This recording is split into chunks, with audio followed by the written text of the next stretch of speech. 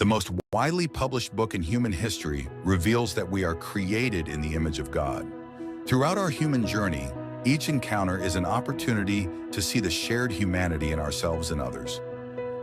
Regardless of one's views on religion, each experience and each story weaves us together towards a common path.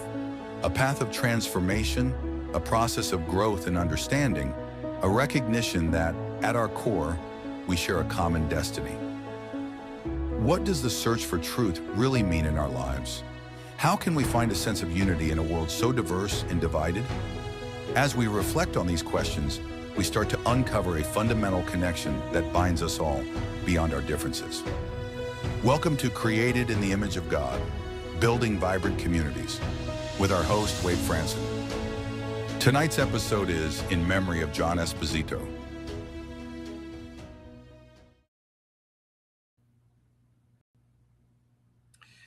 Good evening, everyone, and welcome to Created in the Image of God. This show is a little different than any show we've done before.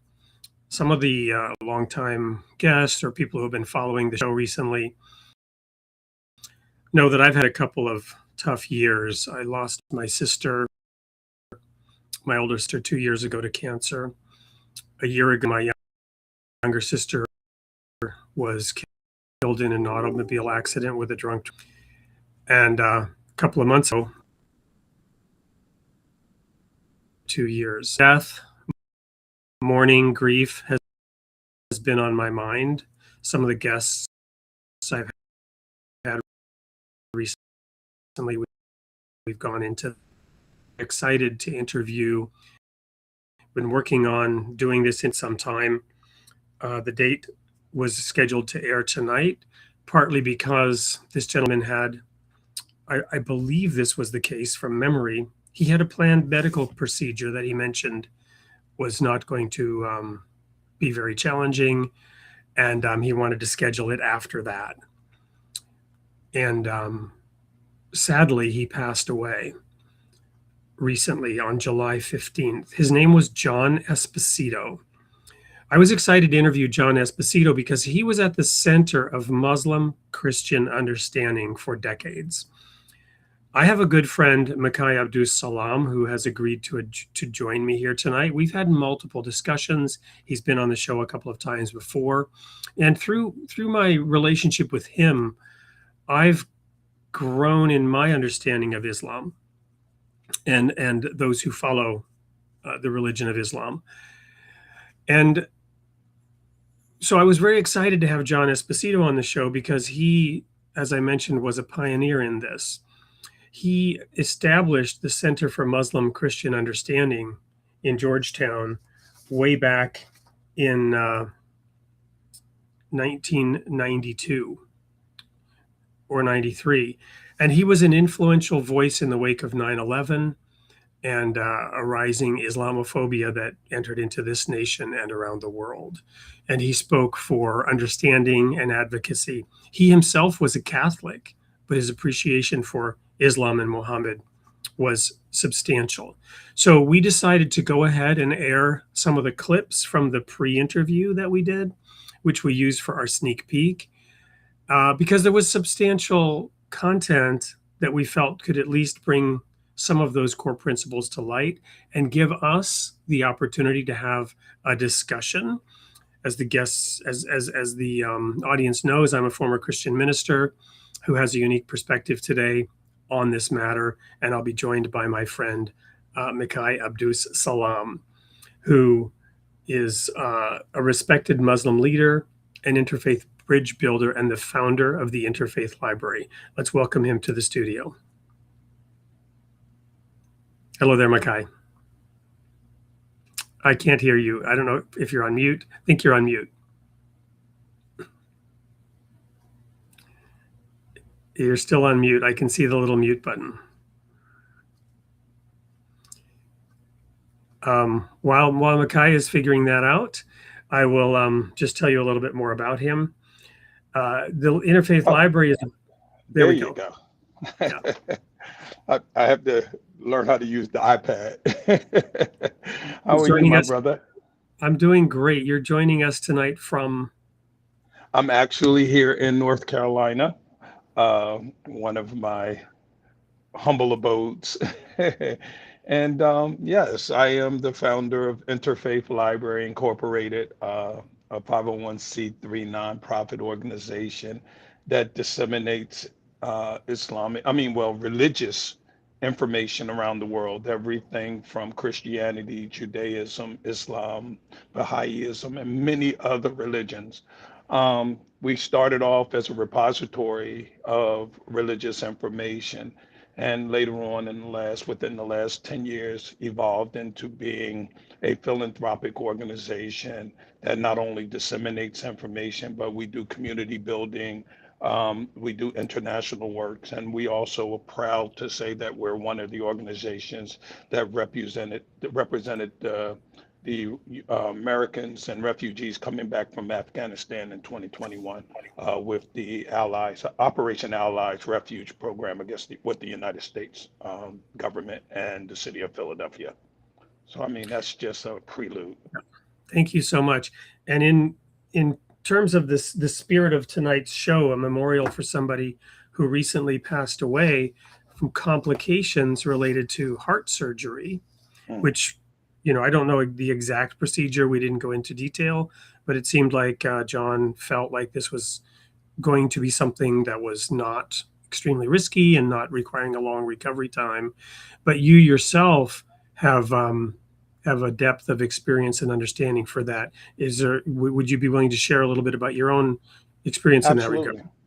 Absolutely. In around 2022, 2023, I was down in Honduras doing some, research and some studying and collecting of information to add to the library. I was very interested in non-traditional religions and ways of life and cultures, specifically in this case, the Mayan culture. I wanted to know more about it from the ground and more so reading things out of textbooks. But, the short, as I was down there and discovering this amazing, beautiful place, I started getting sick. And initially I thought it was the flu. And later on I said, okay, this may be pneumonia. This is a little more serious. Went to the doctors and found out that my heart was dying. They had just, as a diagnosis, they said I had cardiomyopathy, but we knew it was more than that because every day my ejection fraction was lowering. So for a year, I fought with my life. I was placed on an LVAD. If anyone doesn't know what that is, it's a left ventricle assist device where they literally put a pump on your heart and a computer pumps your heart for you. I was, in a dire situation, literally down to my last days or, and, by the mercy of God, when some people wrote me off and thought that it was over for me, a heart came. And March 21st of 2025, I had a heart transplant. March 21st of this year was my 1 year anniversary. I would say that I'm about 95% back to normal, through God's mercy. But through that experience, through that near death and, really frightening experience, I got to see the world from I know this sounds a little out of the world, but I see the world in two different perspectives now. I see things that other people don't see. I hear things that other people don't hear. And I don't necessarily mean that literally, but in the spiritual context. And so those things that used to be a complex thing is sort of really simplistic to me.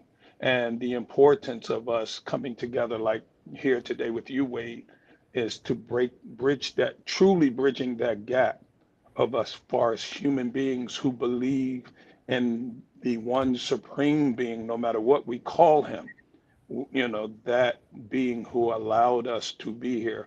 We have to get to a point where it's not the dogma or the theology itself that, we should be concentrating on more so than what is that divine wahi, that revelation that God gave all of humanity, and prior to us separating ourselves in groups, calling ourselves Christian, Muslims, Jews, Baha'i, or whatever.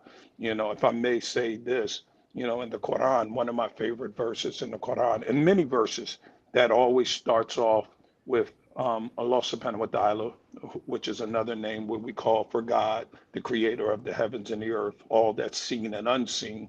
One of the verse he says, Ya ayyuhalladina aminu, O you who believe. And when we look at this from the original language and the structure, we realize that he's calling believers and not people of religious denominations or sects. So, and we know this specifically because in the Quran he mentions the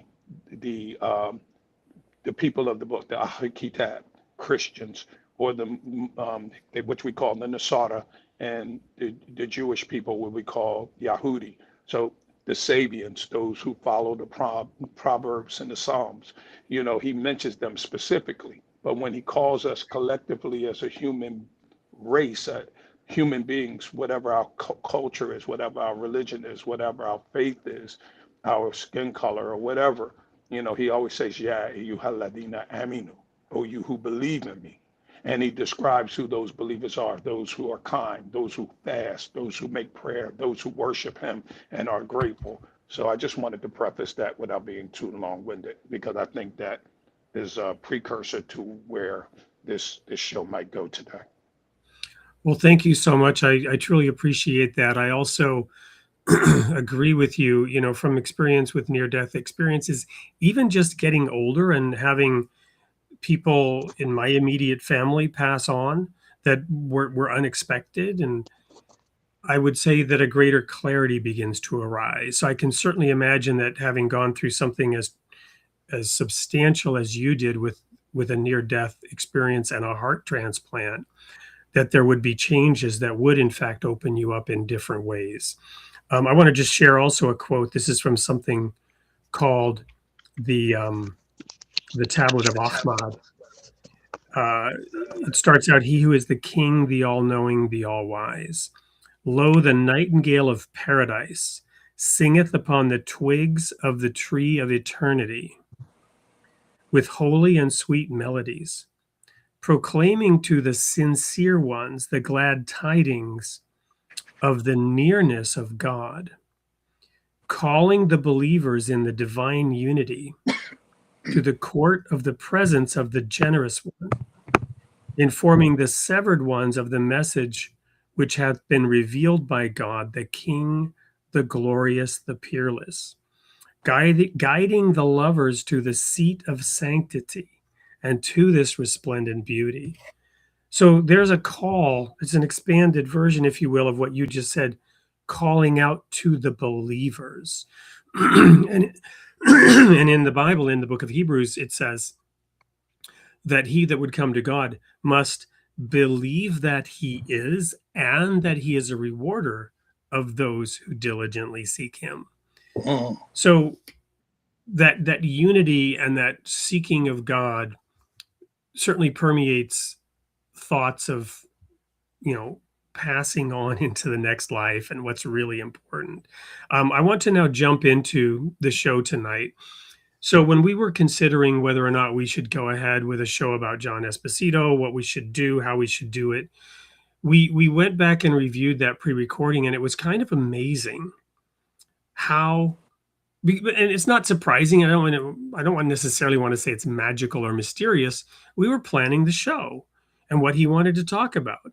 And so those segments address that. There's, we only have about 12 minutes of video cut into 4 segments. We'll jump into them, show them, and then Micaiah and I will talk about them after we show each one. And thank you everyone for joining us tonight to do this in honor and in memoriam of the work of John Esposito. Here we go. First of all, how long is a program usually? It's an hour. Okay, and we're scheduled for. We're currently scheduled for Tuesday night, 8 p.m. on August 4th. Okay. And that's, if that's a problem, we can change it, but that's what we're currently scheduled for. Okay.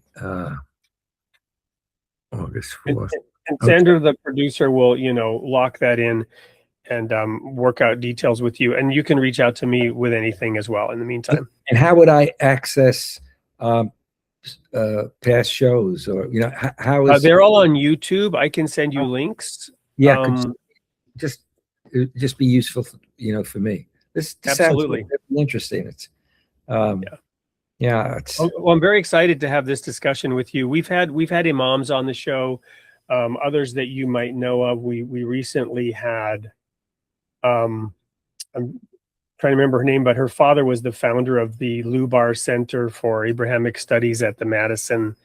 I was surprised, she grew up blocks from where I lived here. What is her name? Dahlia Mogahed. I don't know if you know who she is. I mean, the weekend with me. Yeah. So she actually is the one that recommended I reach out to you, I think. Yeah.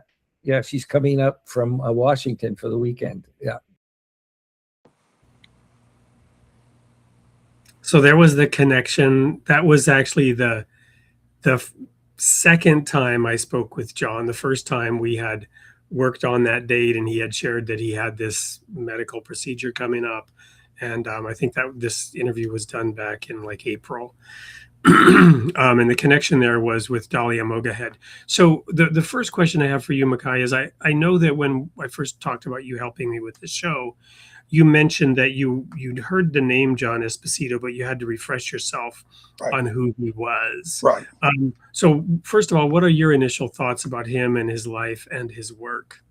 Well, I think he's an amazing guy from a perspective. I think, and maybe I'm speaking a little bit about you. Maybe eclectic isn't the word to use here, but I think that he's daring, he's bold. Again, you and I both know that maybe some people have adverse opinions about some of his positioning and statements if they know who he is. But I love that he like you said, he's definitely studied and has built his position on what he understands and he's not afraid to touch, like yourself and I, not afraid to touch the difficult question. He sort of knows how to get around it in a way where it is palatable, using your words from the past. So I highly, highly respect him. I wish I could have spent some intimate time with him like I did with Karen Armstrong, another amazing person when we're talking about the world of theology. I'm quite sure you know who she is.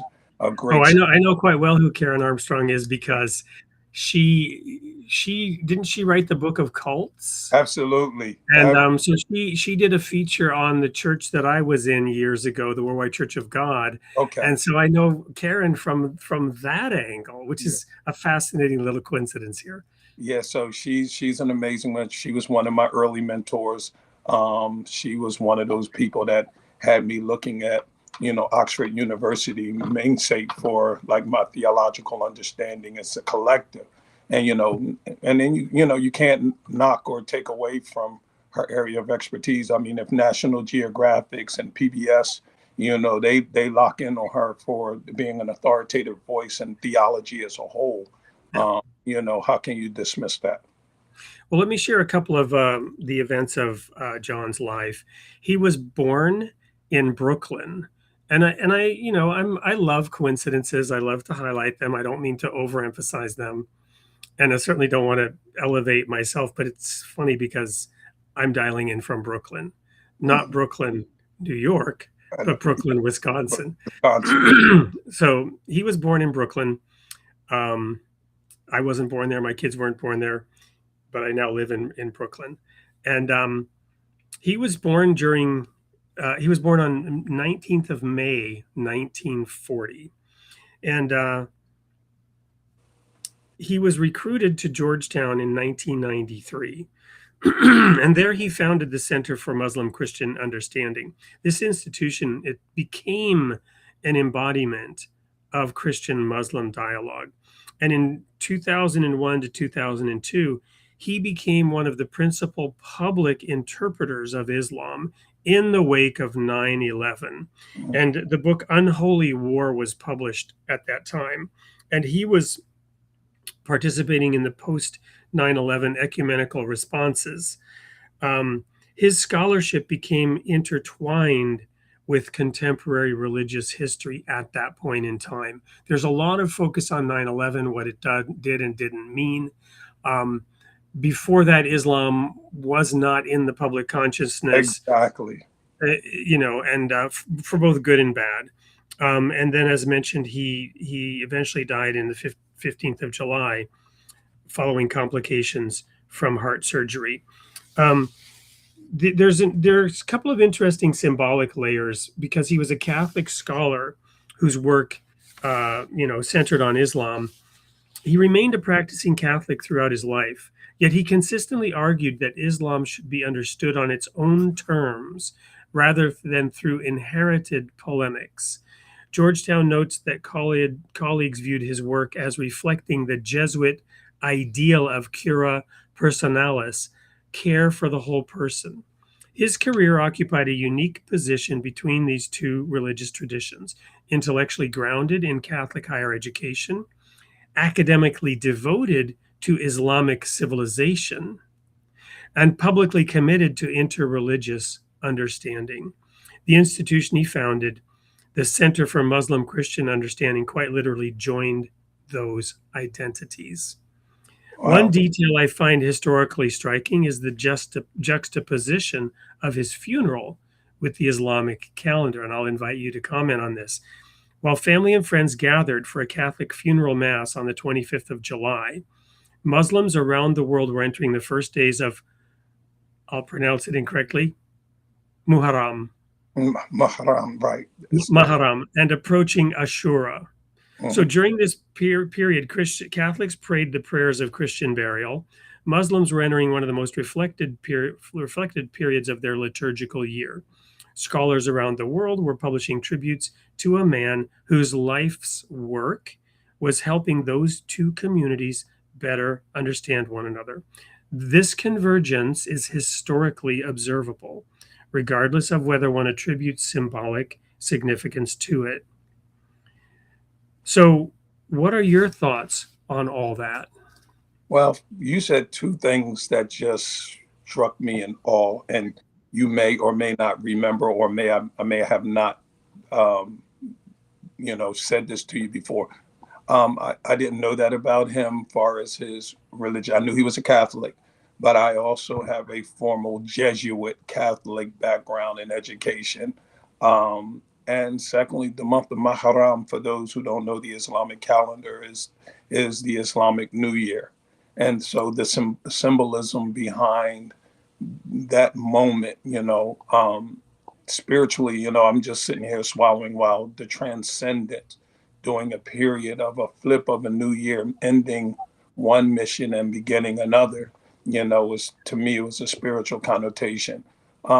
And to be a defender, if I can use that word, and I hope spiritually he appreciates me using it and not misrepresenting his life work.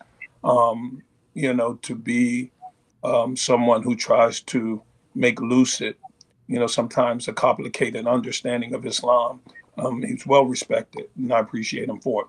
But I think him and I kind of mirror in that regard, where I find myself championing, not necessarily like, but academically bringing Christianity and Judaism to the forefront mainly, and then getting to know you, allowing me to have a better understanding of the Baha'i faith, which is in and of itself a beautiful idea or concept, if I can say that without being disrespectful.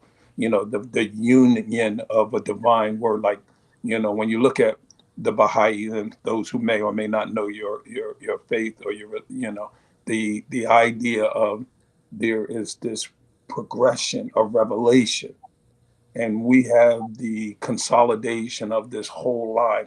And as you know, as a Muslim, this is how I defend Islam, that it is a line of revelation. And people used to debate it until I started substantiating it by our lineage of prophethood.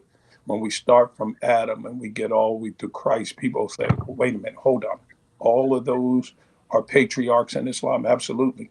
We might, use the Semitic language to call their names, like we don't Well, call let's hold that thought now, because we're going to get into this in one of the clips that we're going to play here from John. So let's go to another clip from John, and we'll dive deeper into this thread that you're beginning to pull on here. already say that.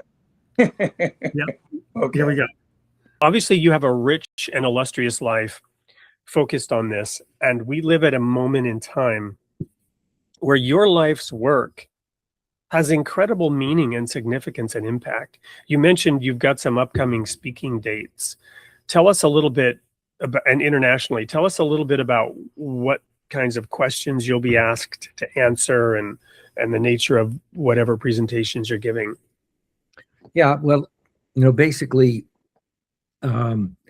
people will wind up asking me, how do I see where we are in the world today, in terms of what looks like the growth of authoritarianism, not only out there, but also here, and where do we go from here? I'll also be addressing issues like informing people about the extent to which interreligious understanding is undermined by the extraordinary growth and globalization of Islamophobia or anti-Muslim racism, and how that affects religion, it affects our politics, etc. And I'll give examples.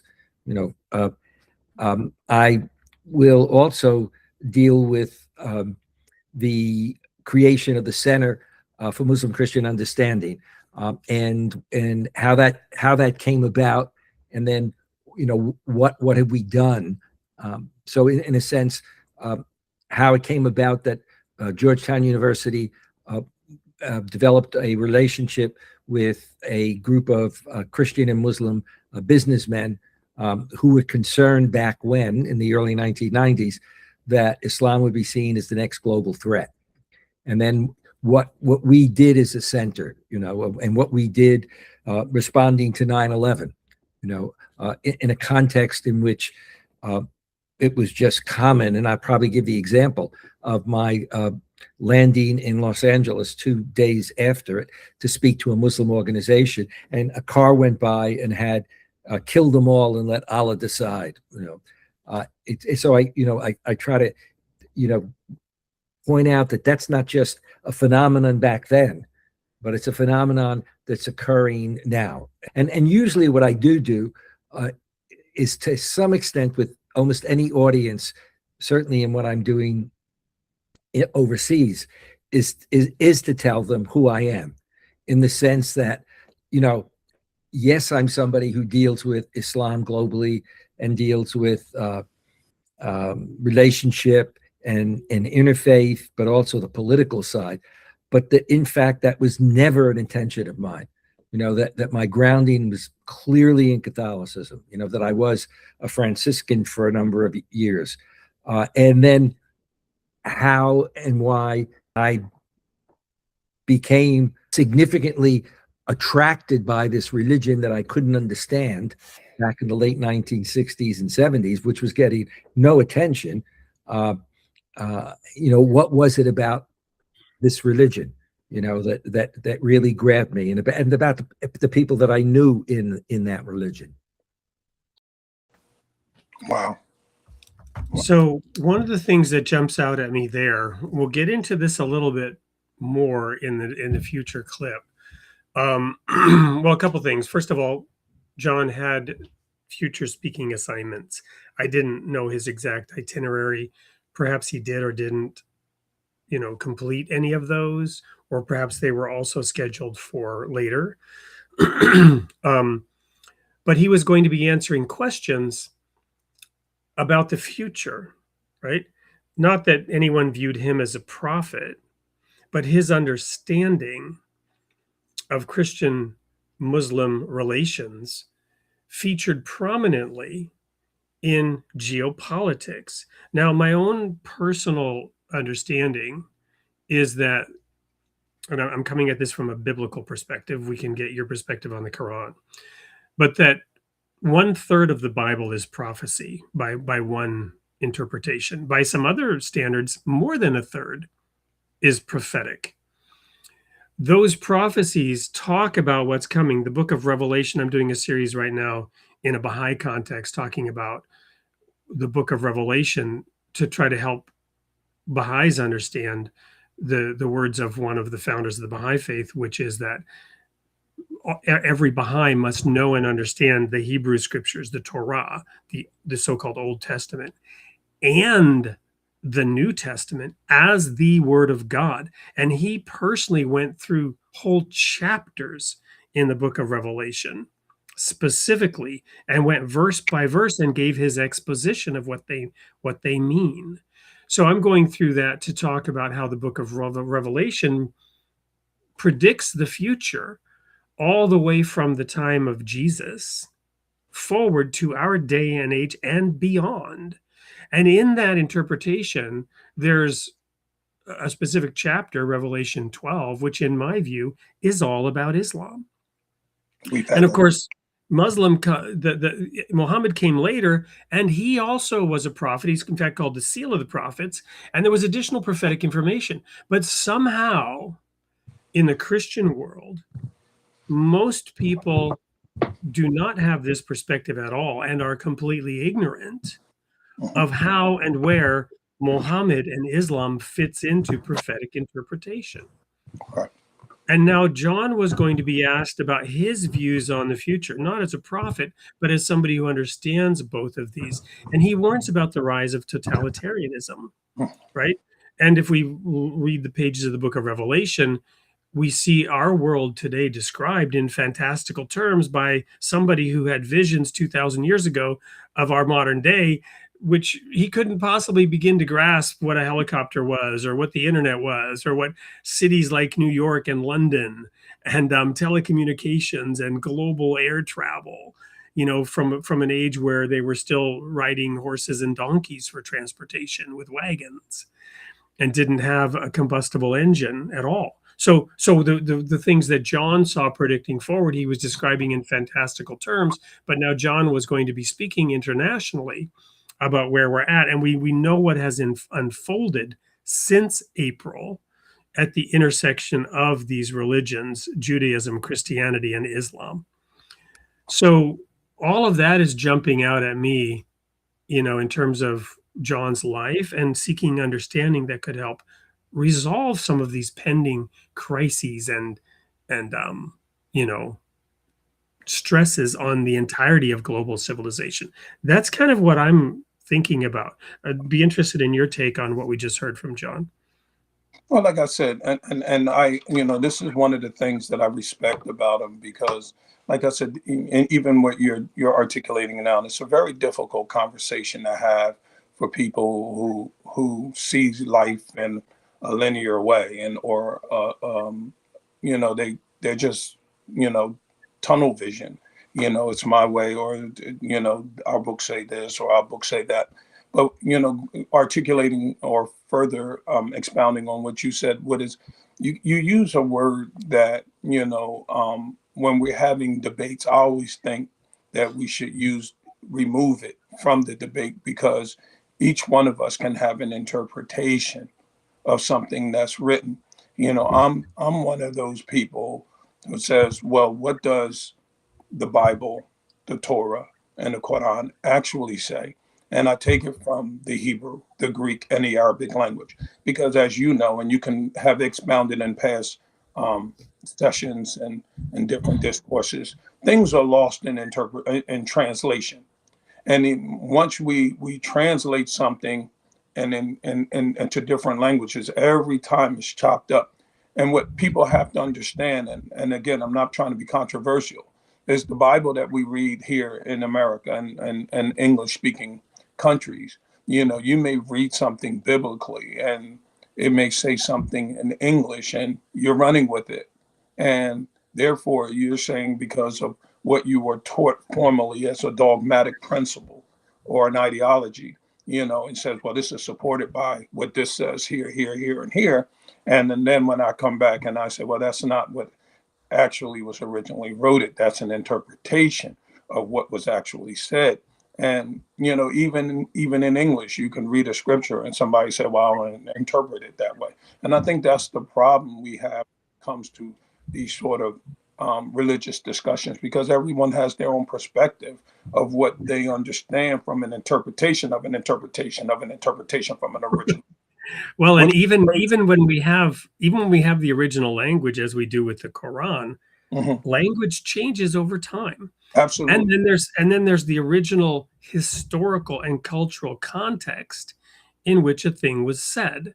And the revelation that was received, to the degree that one believes in divine revelation, which I do, and I know you do, that concept that was conveyed by a word, especially when we're talking about the future and prophetic statements, the concepts that are needed to fully understand don't even exist.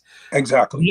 The other thing is, there's a lot of symbolism in the Bible. I assume in the Quran, I'm a complete rank novice and rookie when it comes to the Quran, but I assume there is symbolic language. Yes. And this symbolic language often has both a physical and a spiritual interpretation. Exo and esoteric. And sometimes it has multiple. Sometimes it's a type.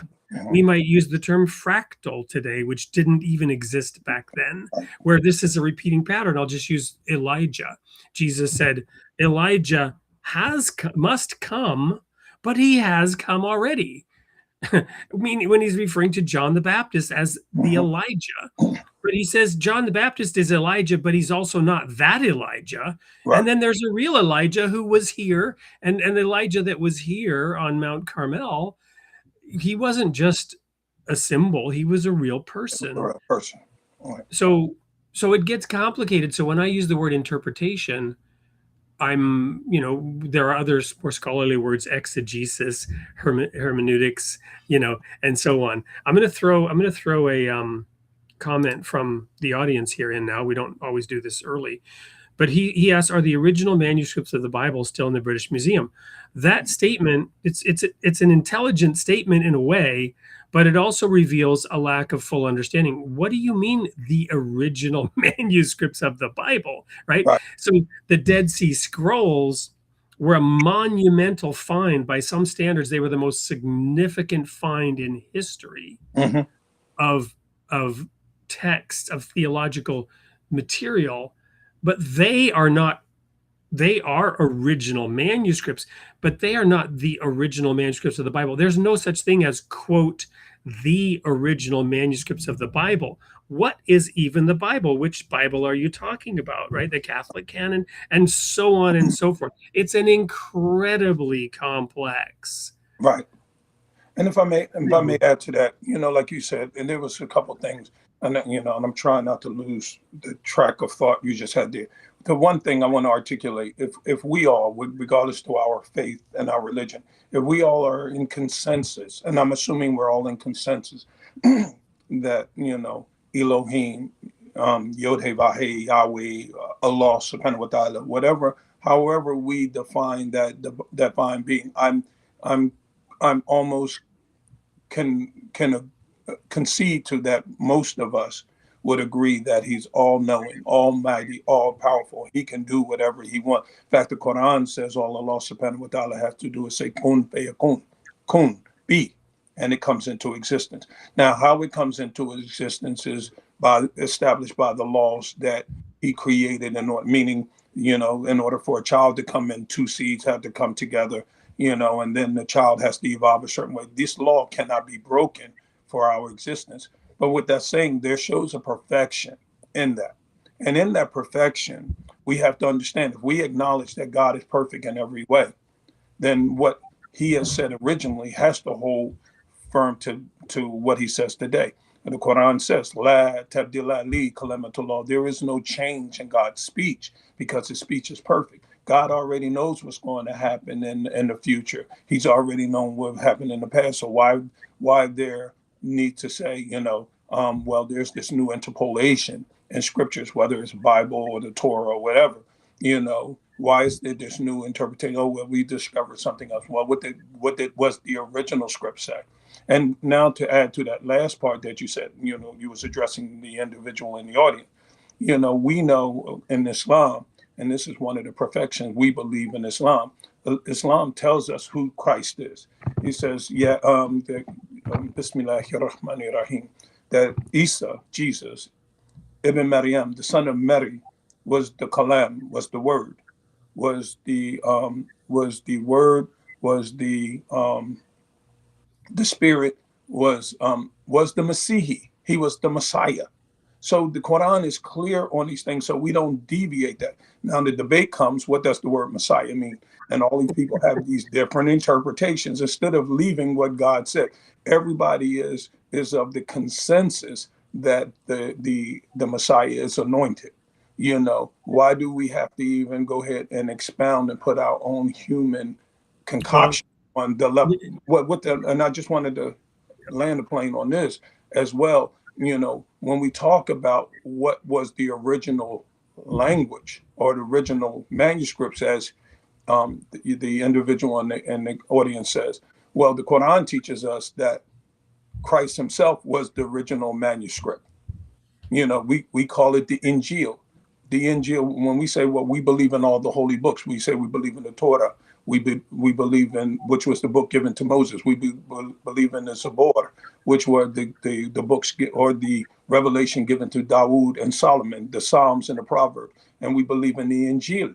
The Injil was this holy book or the word given to Christ. That wasn't written down. And in fact, in Matthew's mentioned the gospel of Christ. But where's that gospel? It mentions it verbatim, the gospel of Christ, but where's that gospel? Just like in I think it's Chronicles, or there are several books that are mentioning other books that are in the Bible. When I go looking for those books, where are those books? And why did the authoritarian, not the authoritative, why did the authoritarians decide to remove these books that are even mentioned in the book? So I just want to say, we're raising a whole lot of things now. I want to bring this back to focus. So and thank you. I mean, we'll need to do another show together, and we will do another show together. We need to get back to what John was saying. But my professional experience in the last 15 years, and even going back decades ago when I was doing work behind the Iron Curtain, was as a negotiator, right? We negotiated with government tourist agencies behind the Iron Curtain to bring in groups of believers and worshipers who were essentially, contrary to law, worshiping God behind the Iron Curtain. There was negotiation involved. The traditional picture of this is, drinking the vodka and tossing the glasses into the fireplace once you reach agreement, right? And the basis of that agreement was they wanted the valuta, they wanted the Western currency. So they compromised, and we wanted to expand, our teaching and our worship into lands that were forbidding it at that time. So there was an essential agreement. We agreed on the essential value proposition.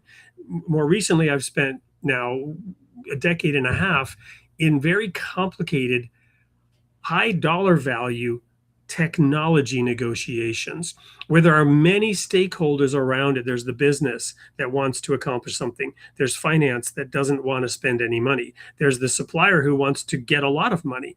There's the legal department who wants to put all the risk on the other side, and so on. And there are more there's data security who needs to protect. There's AI committees that want to protect. So you have to then reach, what is the basis of agreement? What is the foundational basis of agreement? So this is, I think, what John's life was about. The agreement here is a willingness to understand, not to necessarily agree on everything, not to prove who was right and who's wrong, whose version of understanding is right or wrong, or insist, on any basis that this book should be in or out, that this word means this or that this is more or less authoritative. But the agreement on how to reach unity. What is the lowest common denominator here, right? Well, we are all created in the image of God, which is the purpose of the title of this show.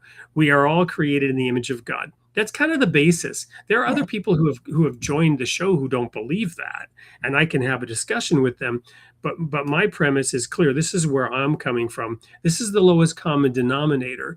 And if somebody else interprets that, well, we're not created by God, but we are one. We are one people, and we need to have a common basis of understanding. So it's getting to that base level of understanding and even having the discussion. So I want to, we'll get into some specifics, and we'll predict, not prophesy, but we'll predict that you and I will come together and dig into some of these topics in more detail when we have more time. But I want to play the next segment from John's show, or from John's interview, which gets into a really thorny topic here. Another question that will help to orient us in terms of the show.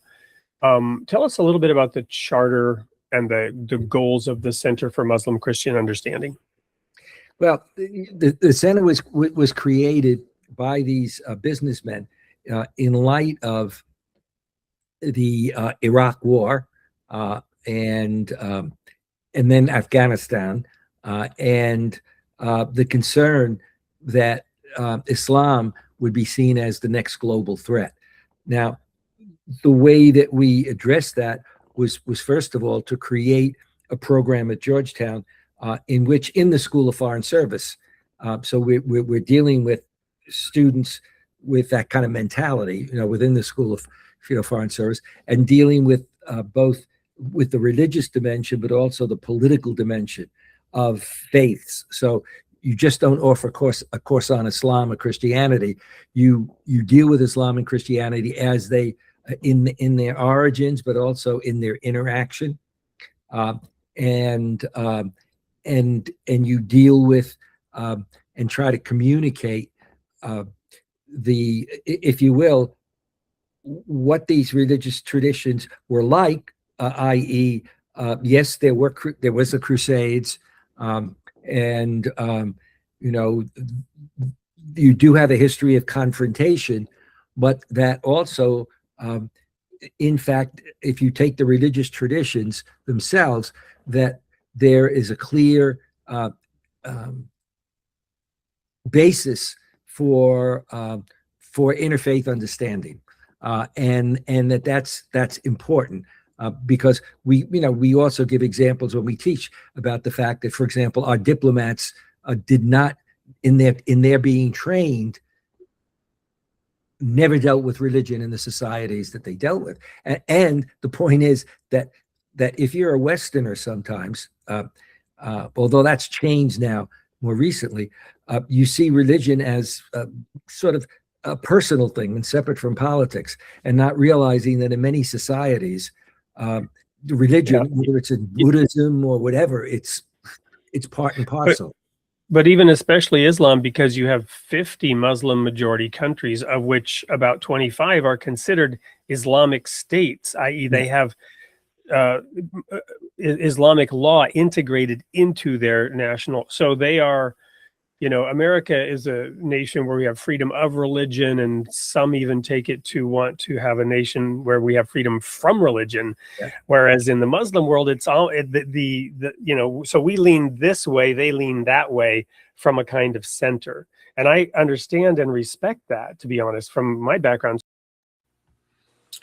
So here we see John, emphasizing this basis of understanding, the Christian Muslim center of understanding was designated so that we could understand Islam and not view it as a threat, not have that fight flight reaction. In the interest of time, I don't want to comment on that segment. I want to go right to the next segment, because that next segment gets back to the roots in Scripture of the contention.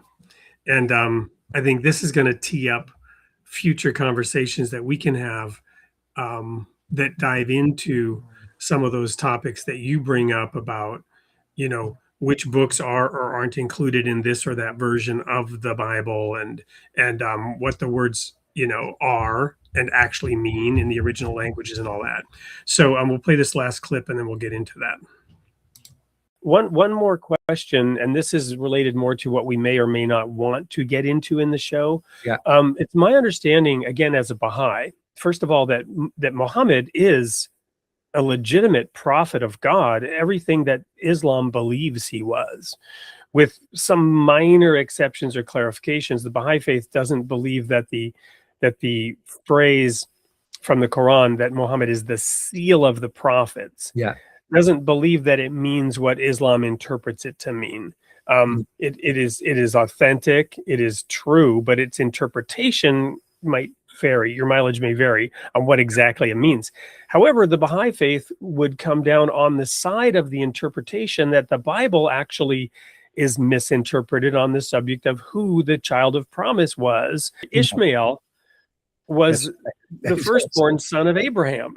Yeah. And then you have all this dispute about birthrights and Jacob, the heel catcher, who stole the birthright and the blessing, from Esau. This goes way back, and it has not been resolved. You talked about, it's strange that these things haven't. Well, guess what? They haven't been resolved. Even the Cain and Abel thing, it's my personal interpretation that the prodigal son is Jesus's flipping of the script of the Cain and Abel story. Because in the prodigal son, aside from who the father is, that's maybe the most important thing, and how the father behaves.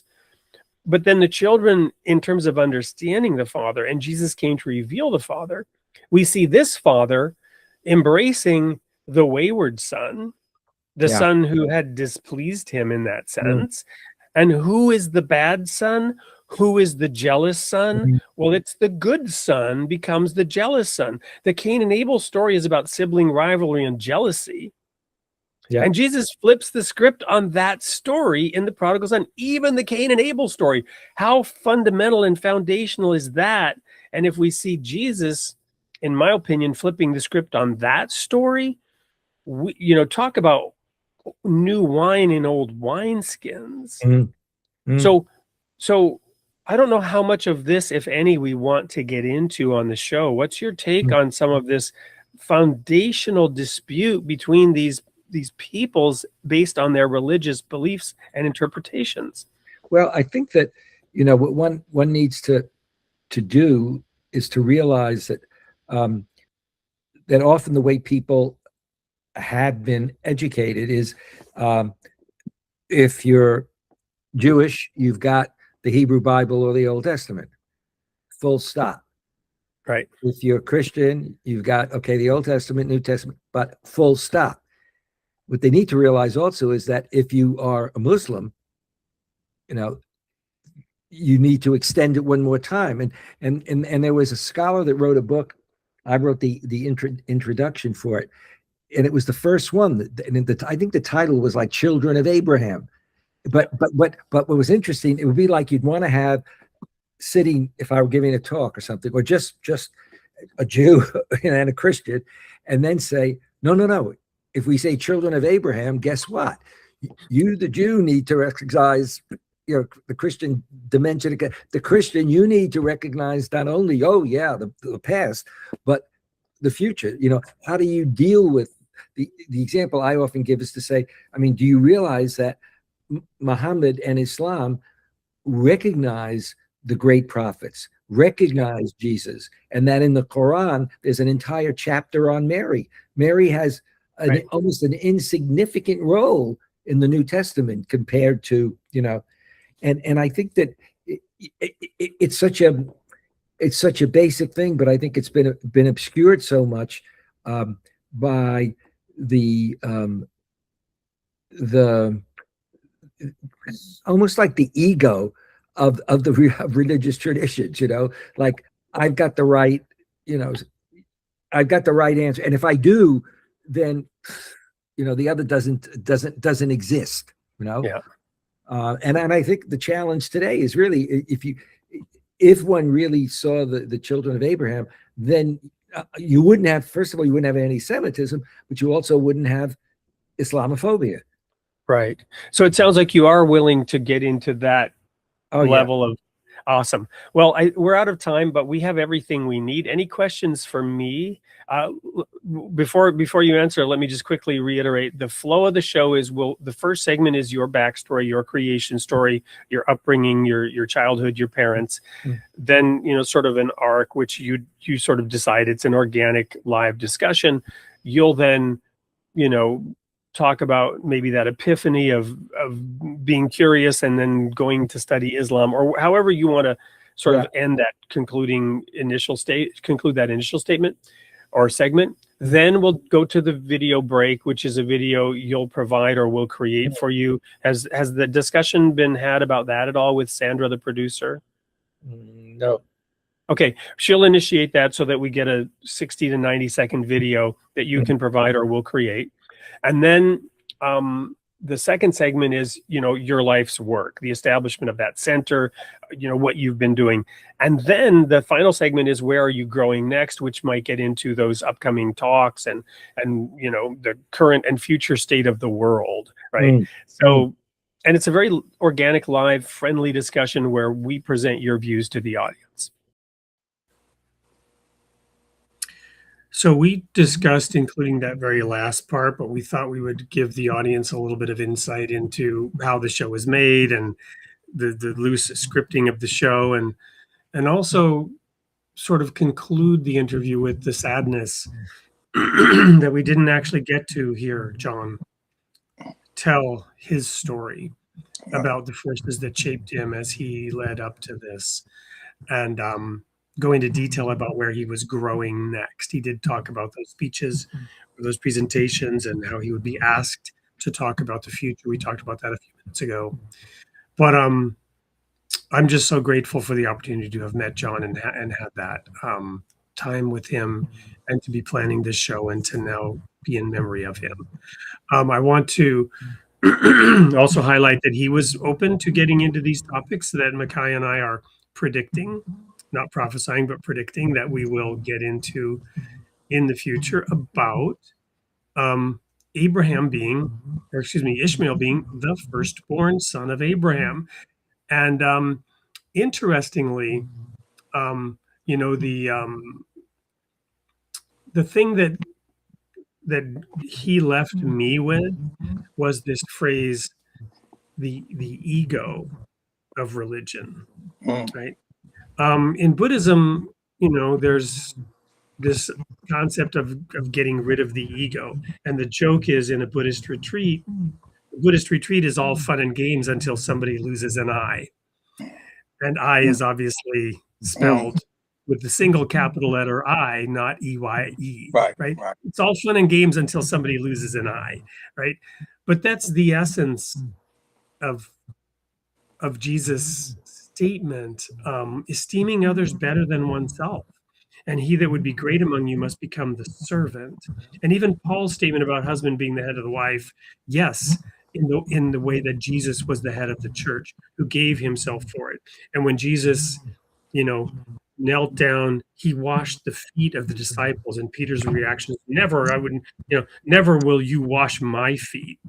And then Jesus said, if I don't wash your feet, you have no part in me. And then Peter's reaction was, well, then wash all of me, right? So Peter, struggling with his ego when confronted in that sense with something from the next world, from the other world, something born of the Holy Spirit, right? As was mentioned, Mary with child of the Holy Spirit. So much there to unpack between these discussions, and in future episodes, Micaiah and I will geek out in those Bible verses to unpack what's there, what can be known, what can be understood, so that people can form their own interpretation of, in my view, an incredibly important verse, Isaiah 11, the lion will lay down with the lamb.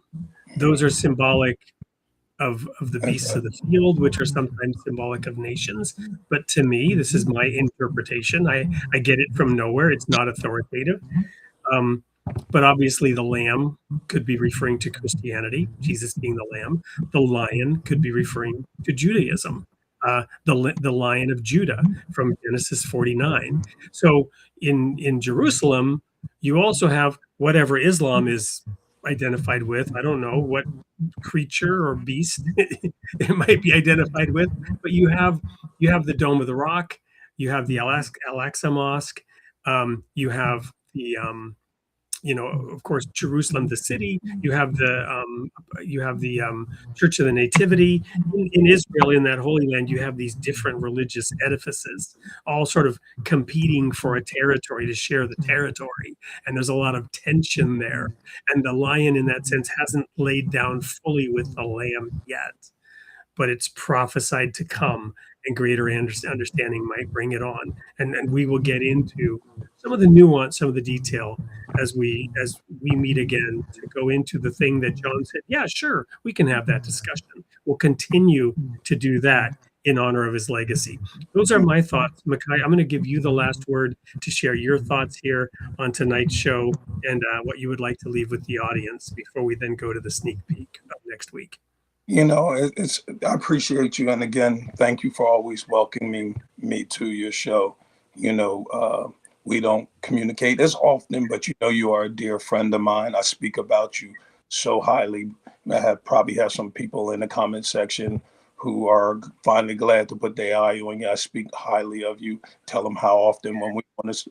And then I still am so sorry that we didn't get to do that little summer thing you just passed up at the lake. I would have loved to have been there with you and your family.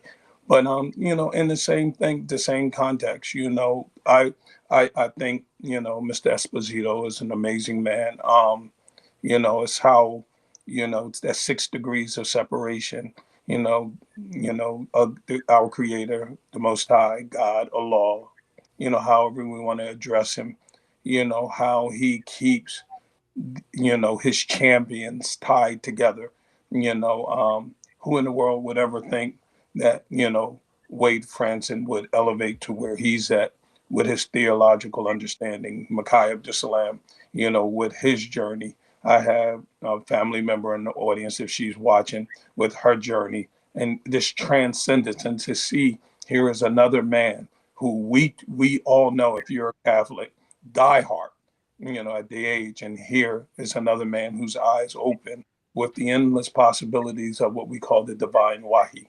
The revelation can't stop here because this is incomplete. So, and again, I'm just going to always, just remind us, and the analogy, if I can use an analogy, no matter what our faith is, no matter what our belief system are, what I mean? Let's just try to view this as a mountain going to a peak. And there are many paths on this mountain, and we can all sit up there and say, oh, I'm on the right path, or I'm on the right path, or I'm on the right path.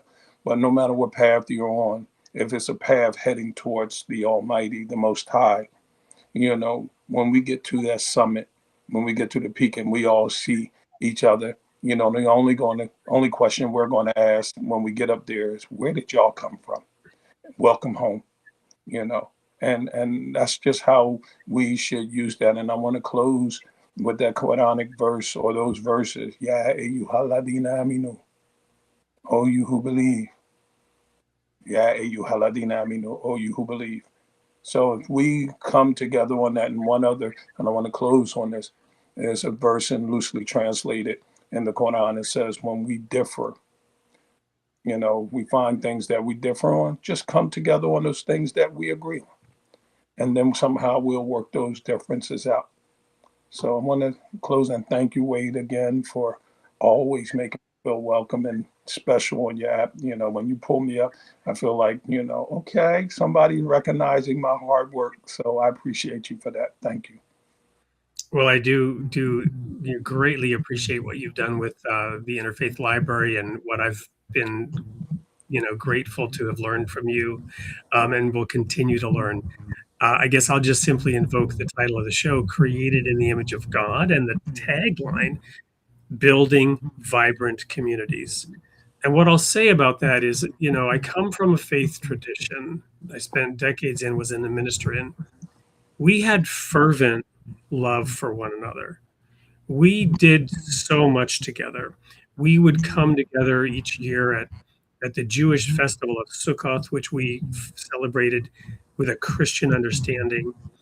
So we were already bridging the gap between Judaism and Christianity in a unique way, for better or worse, with whatever understanding we had. But we were fervent about it, and our love for one another was fervent. Our community was vibrant, powerful, zealous, but it was isolated. It was small. And what was always missing was the ability to reach out and welcome others in without the need, in a sense, invoking now the New Testament, force them to be circumcised, which is a very painful personal experience if you're an adult male and you would need to be circumcised to join a community. This was the debate in the early Christian church, right, between Peter and Paul. And you talked about differences where we differed. Those men differed, right? And Paul even says, I withstood him to his face, right? So there's some tension and contention around what? Around what is required for somebody else to join in close fellowship. And here we are mirroring that despite those differences, we can have a close, loving, brotherly fellowship. And that building vibrant communities is a large community and a diverse community, a community of communities, even. I'll give you the last word again because I overspoke, but I'll let you respond to that, and then we'll go to the sneak peek. Well, I just want to say, since you talked about, in the end, created an image God in your motto at Interfaith Library, we say, in the view of God, we are all one, brothers and sisters. We are brothers and sisters. We all are. And when we look at it fundamentally, genetically, esoterically, exoterically, we all come from a single source. And I want to leave you with that. Amen. Amen. Here's the sneak peek. We will see you all next week. And thank you, John Esposito, for your life's work and for the opportunity for us to do this show together. Next week on Created in the Image of God. Sunday, August 9th at 7 a.m. U.S. Central Time, host Wade Fransson interviews Graham Tomlin, theologian, author, and editor-in-chief of Seen and Unseen. He reflects on the church's role in today's culture and how Christians can engage the world with wisdom, imagination, and hope. From theology and public witness to living out the gospel with clarity, compassion, and conviction. And then on Tuesday, August 11th at 8 p.m. Central Time, host Wade Fransson interviews Derek Vreeland, pastor, author, and discipleship leader. He explores what it means to keep Jesus at the center and how his way transforms our communities, relationships, and everyday lives. From spiritual formation and peacemaking to following Jesus with greater kindness, faithfulness, and purpose. Join us live this week, Tuesday and Sunday, Created in the Image of God.